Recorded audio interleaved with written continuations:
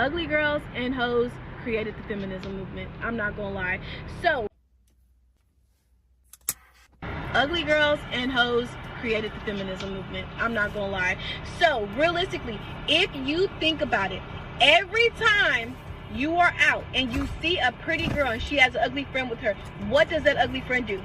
She instantly jumps into lesbian defense mode because she is an ugly Betty. The bitch is jealous. So when you try to talk to the cute girl, the ugly friend, you just like, leave her alone. She hates men. It's like, nah, bitch, you hate men. Back the fuck up. You know what I mean? And she will keep going. And you've seen videos where the cute friend will even tell the ugly friend, like, no, it's cool. And she still will be like, absolutely the fuck not, because she's not getting that same attention. So in the ugly girl's mind, men are evil, men are aggressive, men are everything bad because she can't fucking get the one she wants. You know what I mean? And so she deflects that onto her cute friend. And so then you also have another subcategory. So you have ugly girls, you have hoes.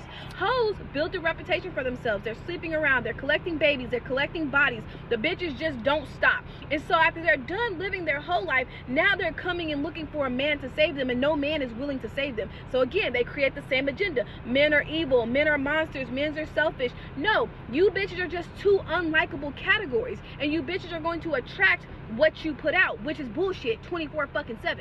So with that being that, it just grew so big with them just constantly projecting that message over and over and over, because hoes can be pretty. So you have girls that are pretty, but they're hoes. And so you see them being pretty and hating men, and then another girl jumps on because she's pretty and she hates men. Then you see an ugly girl, she's ugly and she hates men. Then another ugly girl jumps on and she's ugly and she hates men. And it just keeps fucking going. And it doesn't fucking make sense, because at the end of the day, everybody wants to compete with men until it's actually time to fucking come down and compete. They don't want to pay their own fucking bills. They don't want to change those fucking tires. That's the thing. Women feel like there is a competition where men don't see us as competition. They don't give a fuck.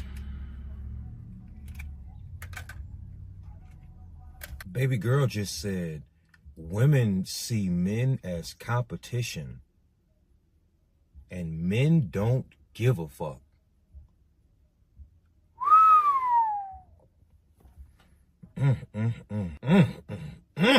Like, you can't compete with something where you don't fucking compare. Women realistically don't do shit. Like, we cook, we clean, but men can also do that. A man, if he really needed to, he could cook a fucking meal. He could clean a fucking house.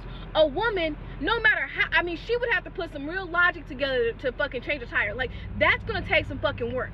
You know what I mean? I'm pretty sure there's women that can do it, but I for sure am not one. If you take 10 men, they could cook and clean a house. If you take 10 women to change oil or to change a fucking tire, or even to even help you out in the fucking rain, them bitches ain't prepared with an umbrella, a chair, nothing. We just be like little bobbleheads walking around. So it just, I mean, that's where I think it came from. When I really sit back and think of it, ugly women and hoes created the feminist movement. Ooh, shit. Whew. Whew. Shit. It's really hard for me to add to this, because I don't ever see a pretty feminine girl complaining about men. Pretty feminine women don't have a problem getting men. They don't have a problem with men in general. Pretty feminine women always have men willing to help them. I'll take it a step further. Feminine women in general, the women that y'all call pick-me's simply for being nice to men, nice women in general don't have problems with men. But they'll for damn sure have problems with women. Let me tell y'all a story about one of my favorite ex-coworkers, Crystal. We actually friends now. I love her to death. Crystal was a breath of fresh air for me as a man born in Chicago, but I grew up in North Carolina. So when I moved back to Chicago and I'm working, lots of these people are Chicagoans. You know, they're indifferent, they're mean, and that's just kind of their culture. You know, Chicago culture is to dim light, because everything in the city is surrounded by darkness and evil. Perfect example. Whenever y'all think something is amazing or really good, you know what y'all say? Oh yeah, that motherfucker decent. Decent? Decent is how y'all describe something that is amazing out here. But I digress. I'm getting off topic. Crystal was a type of sweetheart. Mind you, she had a man. I love getting to know women who are sweet and they have men. Because I never have to involve any kind of romantic feelings here. Ever. It's never even a question, a topic, never a inkling when it comes to my mind. If I meet you and you got a man, a husband, a boyfriend, we cousins. I don't want nothing to do romantically with anybody else's woman. So Crystal always had a husband, and she was the sweetest girl. She's the type of girl who's so sweet, she would genuinely stress herself out just trying to make everybody like her.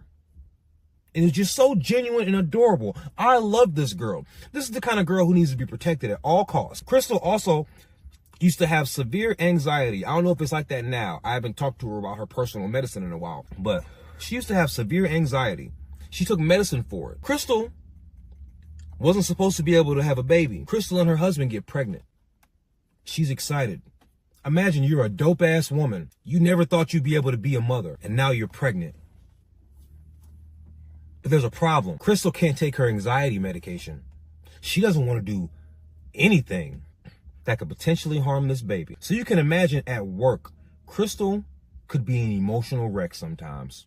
Sometimes she would just start crying. Sometimes she didn't know what to do, and she would get flustered, and then she'd start crying. But it wasn't for no reason. I literally just told y'all the reason, right? She has severe anxiety that she takes medicine for, and she can't take it right now because she's pregnant.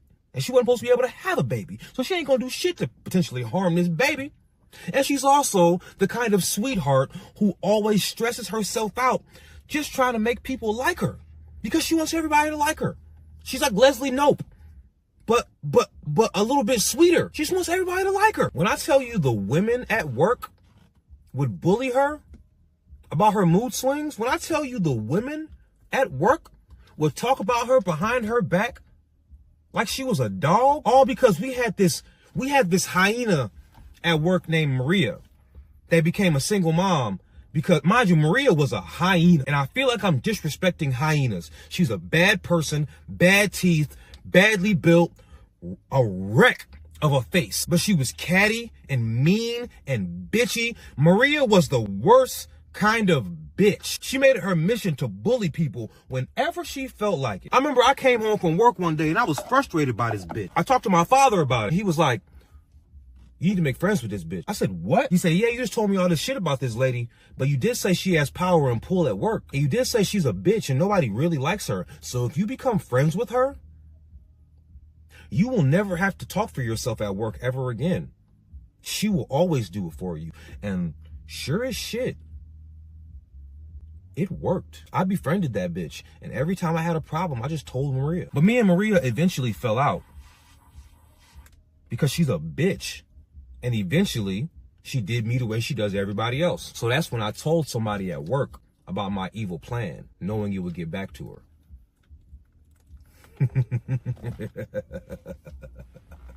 her. So, Maria, one day, she let her scumbag of an ex-boyfriend move back in with her because he was hurting and going through financial times or whatever. And every day, she talked cash shit. Every day she came to work talking cash shit about this man. Every day she came to work calling him a bum. Every day. You know she popped up pregnant. You know she popped up pregnant. You know she popped up pregnant. You know she popped up pregnant. You know she popped up pregnant. You know she popped up pregnant. You know she popped up pregnant. You know she popped up pregnant. And it wasn't even the fact that she popped up pregnant. She popped up pregnant, and then one day he left her while we were at work. She came home to a note, and all of his shit was gone. You see, you came to work calling this man a bum every day, but that bum was inside you raw, while you were calling him a bum. Maria, Maria, another single mom story. I used to work with her at Longhorn. She let a bum inside her raw. Oh, Maria, Maria, he left you while you were at work. He left when you said you were pregnant, and you still had his baby. And the only reason I brought up Maria is because during Maria's whole pregnancy, she acted like the man she was. You know, she worked hard. She didn't slow down. She just powered through it. Because, like, she's a hard worker and she's rough.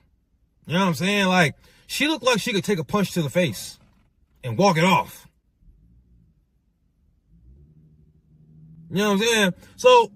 So when Crystal was having the exact opposite pregnancy, the women at work kept comparing this lovely, sweet, feminine woman to a jackal. And one day they were just talking about her. Just talking about her, talking shit, saying, why can't Crystal be better? Why can't Crystal? And I had enough.